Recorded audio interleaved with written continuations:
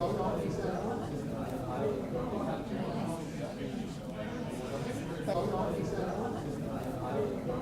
what exactly do you do with your National Center for Entrepreneurship and Innovation? Well, we've just launched in October. This is at the endpoint of about 3 years of work, focused on using the National Mall as a platform for celebrating and supporting entrepreneurship and innovation in the United States. And essentially, the starting point of this is that we got 30 million people who come to visit the National Mall every year.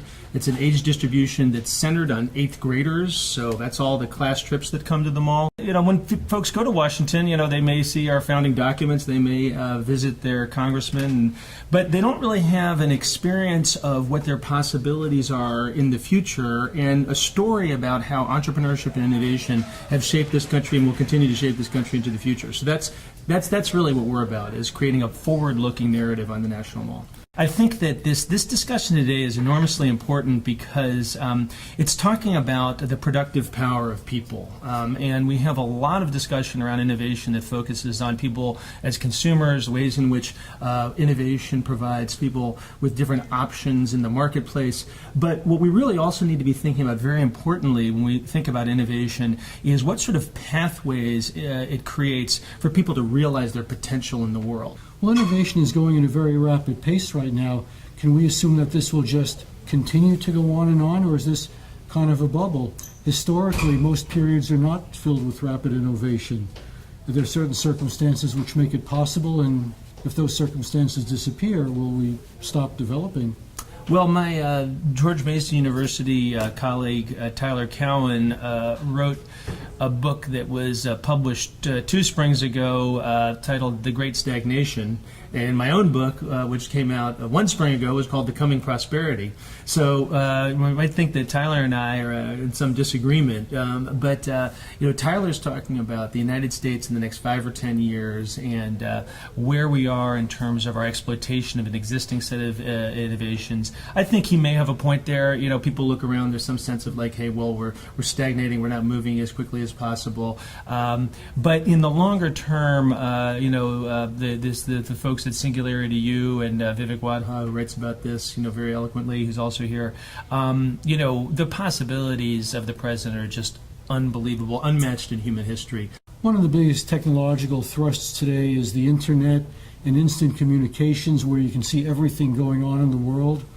Everyone knows what's going on with you all the time. Is that a totally good thing, or is there a possible downside to that? Should we be a little wary of too much information being available to too many people? Well, this is another, you know, theme that's been coming out last couple of days, and I think it's just on the cusp of emerging on a global basis is this whole big data conversation.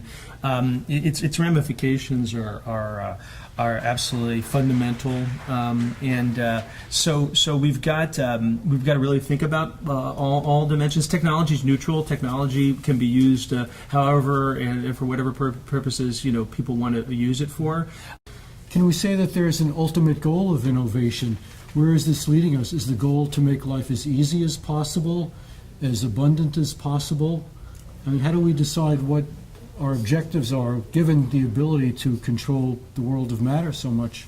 Yeah, actually, I mean, this conversation is providing me an opportunity to kind of integrate some of the things I've heard as I think about it. And you know, Tim O'Reilly made a great point, and I'm sure I expect he made the same point in his conversation with you.